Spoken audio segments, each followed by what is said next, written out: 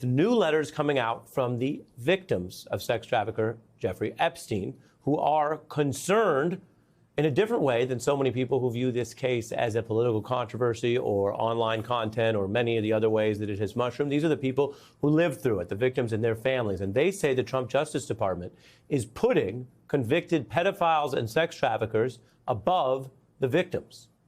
We're going to start right here, and I'm just going to read to you what they're saying. Quote, I feel like the DOJ and FBI priority is protecting the third party, the wealthy men, focusing on scrubbing their names off the files. That's a reference to the reporting about the benefits Donald Trump himself and others may have gotten, of which the victims know who they are.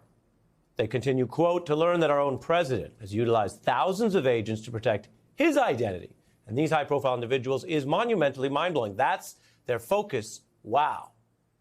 The reports are how Donald Trump famously put Epstein conspiracy theorists and other sort of podcasters in charge of the FBI. And remember, the reporting is they spent a lot of time and energy going through the material. And while some of them may have said or claimed they wanted to do that to then release it, remember, nothing's been released. That's why he's accused of a cover-up. But we do have reporting that they also used that time to shield various names. So remember, if you're keeping track of what has been a sordid political story, a lot of the people who claim to care about this story for justice, to go after bad guys like Epstein and his conspirator Maxwell, are now aligned with a government that's doing the opposite, shielding people, giving more secrecy to Maxwell and of course, the deceased Epstein, because while he's gone, the information could still come out and matter to people. And on top of all that, the administration going into the weekend gave leniency to the only incarcerated conspirator. Now the issue's snowballing, and I want to show you a way that it has affected Donald Trump, who is, if nothing else, very conscious and sometimes skilled at PR. He understands the difference between noise and language, wherever it may be in our world, and things that go to the heart of his political base, which he has always kept an eye on.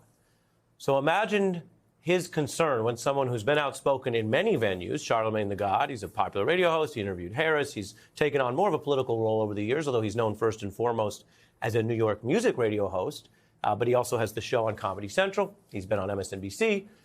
He is someone who goes and talks to all kinds of people. And that may be because a lot of people have seen his voice as important. Clearly Fox News and Donald Trump do, which is the story I'm telling you tonight, because he went on Fox talking to none other than Laura Trump. And so he is speaking with his reach, his credibility, but to the MAGA audience, making headlines, calling out what he sees as a Republican coup in the making over the Epstein issue, which led to a Trump backlash. I think there's a political coup going on right now in the Republican Party that people aren't paying attention to. Oh, interesting. Yeah, I think that this Epstein thing is going to be a way for traditional conservatives to take their party back. This is the issue that has gotten the base riled up. The MAGA base isn't letting this issue go, and for the first time, they know they can, probably take their party back and not piss off the MAGA base. I think they're going to do that. That's Charlemagne's take. As for who's getting pissed off, well, the president certainly was. He wrote a lengthy diatribe with plenty of personal attacks, going after Charlemagne, calling him names, saying he doesn't know anything about Trump. But the problem goes deeper than just a messenger, so to speak, referring to real evidence out there in a venue that clearly bothered Trump, the Trump hour of Fox there. The wider swath of voters are also concerned. There's new polling out today. 70% of Americans think that there is a client list, and while there may not be, the DOJ claims there isn't. That comes after a long time where Bondi and others literally told everyone there was. More than 60% see Trump as hiding information. That's true. That's the secrecy we've been reporting on. And a whopping 81% blame Trump for the way that the administration or others are hiding the info. In other words, the dance that we hear politicians sometimes do apparently isn't working on most of the public. 81% includes a heck of a lot of Trump voters. Top Republicans are also concerned about that story going into the weekend, where this administration, which rode a wave of outrage over Epstein, is now giving leniency to his only incarcerated conspirator, Maxwell. So she was moved to that minimum security prison.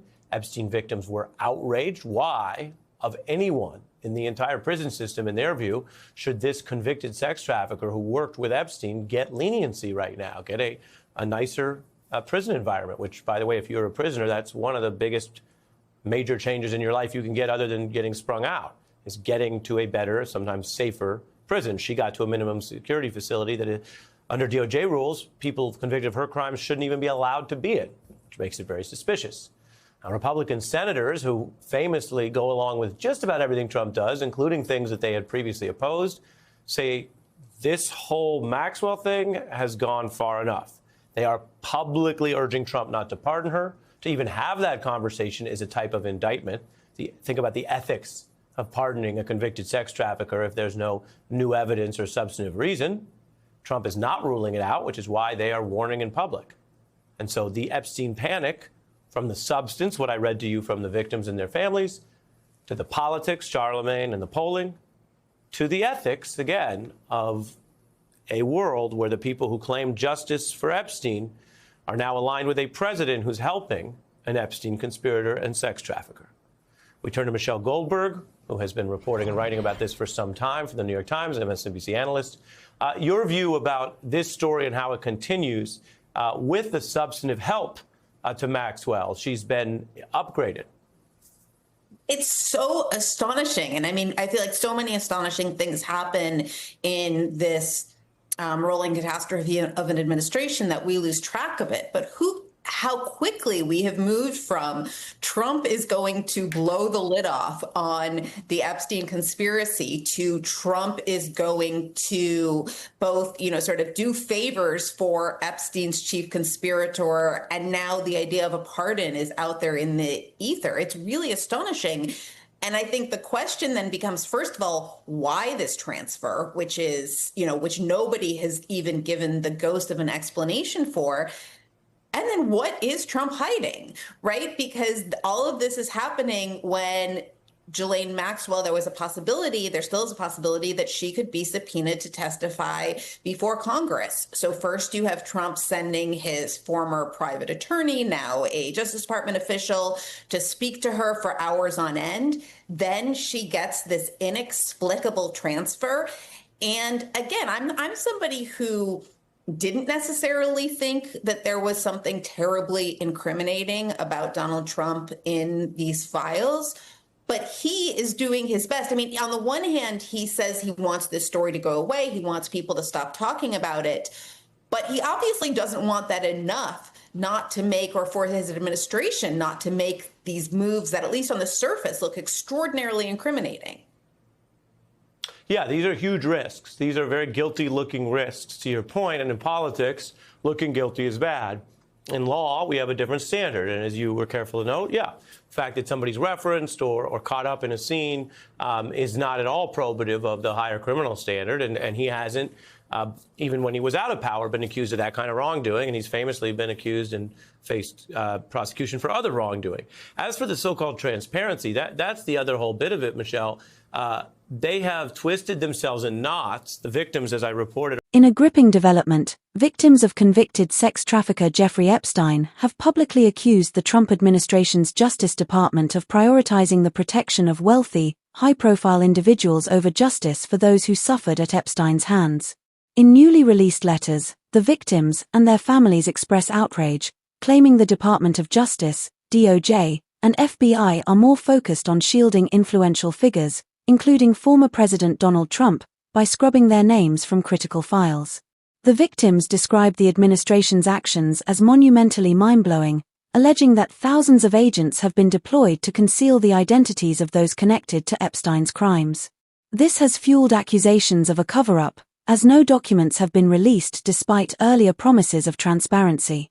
The controversy has escalated with reports that the administration has spent significant resources reviewing Epstein-related materials, ostensibly to protect certain individuals rather than to pursue justice. Critics point out that while Epstein is deceased, the information in these files could still hold significant value for victims seeking closure and accountability. Adding fuel to the fire, the administration recently granted leniency to Ghislaine Maxwell, Epstein's only incarcerated co-conspirator, by transferring her to a minimum security prison, an action that victims and even some Republican senators have decried as unjustifiable. This move, which defies DOJ guidelines for inmates convicted of such serious crimes, has sparked widespread suspicion about the administration's motives. The political fallout has been swift and severe, with public figures amplifying the issue. Radio host Charlamagne Tha God, known for his broad reach and commentary, appeared on Fox News, speaking to Laura Trump and accusing the Republican Party of undergoing a political coup. He suggested that the Epstein case could be a flashpoint for traditional conservatives to reclaim their party from the MAGA base, which has been vocal but frustrated by the lack of transparency. Charlemagne's remarks provoked a sharp response from Trump, who launched personal attacks against the host, dismissing his credibility. However, the broader public appears increasingly skeptical. Recent polling reveals that 70% of Americans believe there is a client list tied to Epstein's operations, and 81% blame Trump for the secrecy surrounding the case, including a significant portion of his own voter base. Top Republicans are also sounding alarms. Several senators, typically aligned with Trump, have publicly urged him not to pardon Maxwell, warning that such a move would be ethically indefensible without new evidence. The mere suggestion of a pardon has intensified scrutiny, with victims and advocates questioning why Maxwell received preferential treatment. Michelle Goldberg, a New York Times columnist and MSNBC analyst, described the situation as astonishing, noting the administration's rapid shift from promising to expose Epstein's network to seemingly protecting his chief conspirator. She highlighted the suspicious nature of Maxwell's prison transfer and the administration's refusal to provide an explanation, raising questions about what Trump might be hiding. The victims' frustration is compounded by the administration's claim that withholding documents protects them, a rationale they reject. Some victims have stated they feel re-victimized by the government's handling of the case. Former Obama administration officials have weighed in, arguing that investigative files could be released without compromising grand jury material, further undermining the administration's secrecy. The ongoing refusal to disclose information, coupled with actions like Maxwell's transfer and the floated idea of a pardon, has kept the Epstein case in the spotlight, with critics arguing that the administration's moves appear extraordinarily incriminating. As the controversy snowballs, it continues to erode public trust and challenge the administration's narrative, leaving both victims and the public demanding answers.